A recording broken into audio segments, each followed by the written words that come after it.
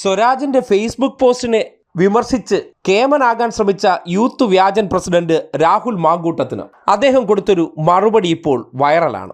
പ്രത്യേകിച്ച് പെഹൽഗാം വിഷയത്തിൽ രാജ്യസ്നേഹത്തിന്റെ അപ്പോസ്തലന്മാരാകാൻ ശ്രമിക്കുന്നതിനിടയിൽ സ്വരാജിന്റെ യുദ്ധവിരുദ്ധ പോസ്റ്റുകൾക്കെതിരെ 2 ഗീർവാണ ഡയലോഗ് അടിച്ച് അതിന്റെ പേരിൽ ക്രെഡിറ്റ് അടിക്കാൻ ശ്രമിച്ചതാണ്. ആ വിഷയവുമായി ബന്ധപ്പെട്ട് കഴിഞ്ഞ ദിവസം ഒരു ചാനൽ ചർച്ചയിൽ പങ്കെടുത്തുകൊണ്ട് സ്വരാജ് പറഞ്ഞൊരു മറുപടി, അതായത് പെഹൽഗാം വിഷയത്തെക്കുറിച്ച് ഓർത്ത് കരയുന്നവർ ഇന്നലകളിൽ ഈ നാട്ടിലെ പൗരന്മാരെ ഇല്ലായ്മ ചെയ്ത പ്രവർത്തനങ്ങളെക്കുറിച്ച് ഓർമ്മിപ്പിച്ചു. അതിൽ അടിയന്തരാവസ്ഥയുണ്ട്, സിഖ് കൂട്ടക്കൊലയുണ്ട്. പെഹൽഗാമിൽ ഭീകരവാദികൾ എന്താണോ ചെയ്തത് അത് ഇന്നലകളിൽ കോൺഗ്രസ്സുകാർ ചെയ്ത സംഭവവികാസങ്ങളെ ഓർമ്മിപ്പിച്ചുകൊണ്ട് സ്വരാജ് പറഞ്ഞ വാചകത്തോടൊപ്പം ഇന്ത്യയിൽ ഒരേ ഒരു രാഷ്ട്രീയ പാർട്ടിയെ ഫ്ലൈറ്റ് റാഞ്ചിയിട്ടുള്ളൂ എന്നുള്ളൊരു പരാമർശം അദ്ദേഹം നടത്തി. രാജ്യത്തിന്റെ ചരിത്രത്തിൽ ആകെ ഒരൊറ്റ രാഷ്ട്രീയ പാർട്ടി മാത്രമേ യാത്രാ വിമാനം റാഞ്ചിയിട്ടുള്ളൂ. അതറിയോ നിങ്ങൾക്ക്? ലോകത്തിൽ ഭീകര സംഘടനകൾ ചിലടത്ത് ചെയ്തിട്ടുണ്ട്, പക്ഷേ ലോകത്തിന്റെ ചരിത്രത്തിൽ ഒരേ ഒരു രാഷ്ട്രീയ പാർട്ടി മാത്രമേ വിമാനം റാഞ്ചിയിട്ടുള്ളൂ. ആ പാർട്ടിയുടെ പേരാണ് കോൺഗ്രസ്. കേട്ടല്ലോ. പെട്ടെന്ന് ഈ സംഭവം കേൾക്കുമ്പോൾ എന്താണ് ഇതെന്ന് എല്ലാവർക്കും ഒരു കൺഫ്യൂഷൻ ഉണ്ടാകും. സോഷ്യൽ മീഡിയ ഒന്നാകെ എന്താണ് ആ ഫ്ലൈറ്റ് റാഞ്ചൽ കഥ എന്നതിനെ സംബന്ധിച്ച് ഒരു തിരയൽ നടത്തുന്നുണ്ട്. അതിനെക്കുറിച്ച് നാട്ടുകാർ അറിഞ്ഞിരിക്കണം. ഈ രാജ്യത്തിൻ്റെ ഫ്ലൈറ്റ് റാഞ്ചിയ ഏക രാഷ്ട്രീയ പാർട്ടി നേതാക്കന്മാർ കോൺഗ്രസ്സിലുള്ളവരാണ്. സാധാരണഗതിയിൽ ഭീകരന്മാർ മാത്രം ചെയ്യുന്ന പ്രവർത്തനമാണ് ഫ്ലൈറ്റ് റാഞ്ചൽ. പക്ഷേ അധികാരത്തിന് വേണ്ടിയും ചില കേസുകളിൽ നിന്ന് അവരുടെ നേതാക്കന്മാരെ രക്ഷിച്ചെടുക്കാൻ വേണ്ടി 1978 ചെയ്ത ഒരു പ്രവർത്തനം, അത് ഇന്ന് ഈ നാട് ഓർമ്മിക്കണം. ചരിത്രം പലതും മറച്ചു വെച്ചുകൊണ്ടാണല്ലോ വിശുദ്ധന്മാരായിട്ടും രാജ്യസ്നേഹികളായിട്ടൊക്കെ വലിയ ഗീർവാണങ്ങൾ തള്ളുന്നത്. ആ നിലയ്ക്കാണ് ഇന്നലെ സ്വരാജ് പറഞ്ഞതിന് ശേഷം എന്താണ് ആ ഫ്ലൈറ്റ് റാഞ്ചൽ ചരിത്രം എന്നതിനെ സംബന്ധിച്ചുള്ള തിരയലുകൾ ആരംഭിച്ചത്. ആ ചരിത്രം ദേ ഇങ്ങനെയാണ്.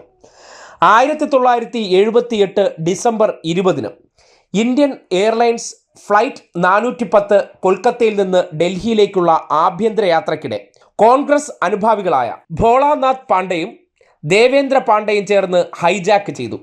ഇത് ഇന്ത്യൻ രാഷ്ട്രീയ ചരിത്രത്തിലെ അപൂർവമായ രാഷ്ട്രീയ പ്രേരിത വിമാന തട്ടിക്കൊണ്ടുപോകൽ സംഭവങ്ങളിൽ ഒന്നായി കണക്കാക്കപ്പെടുന്നു.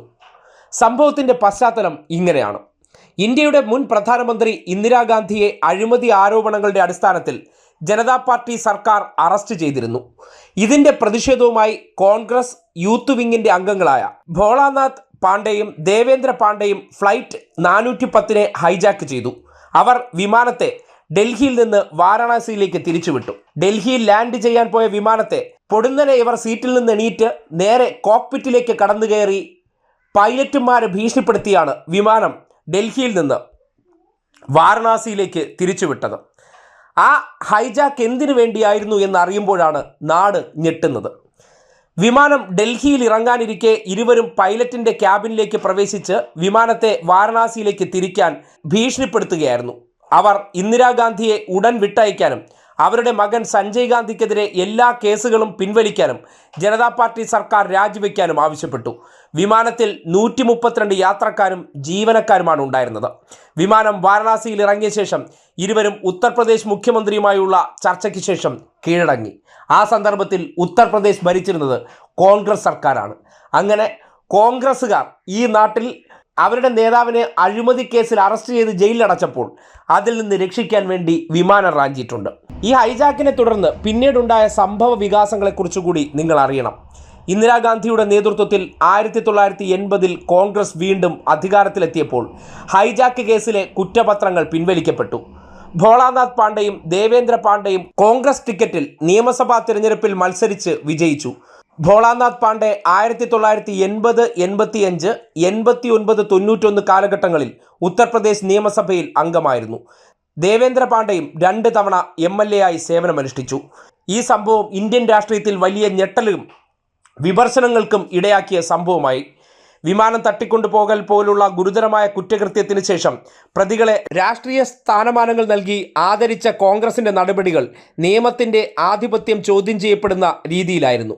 ഈ സൽപ്രവൃത്തി ചെയ്തവരാണ് ഇന്നിപ്പോൾ ഈ നാട്ടിലെ പെഹൽഗാമിലെ 26 പൗരന്മാരെ ഇതേ മനോഭാവമുള്ള ഭീകരർ വധിച്ചതിനെ അപലപിക്കുകയും അതിൻ്റെ പേരിൽ ഈ രാഷ്ട്രീയ നാടകങ്ങൾ നടത്തുന്നത്.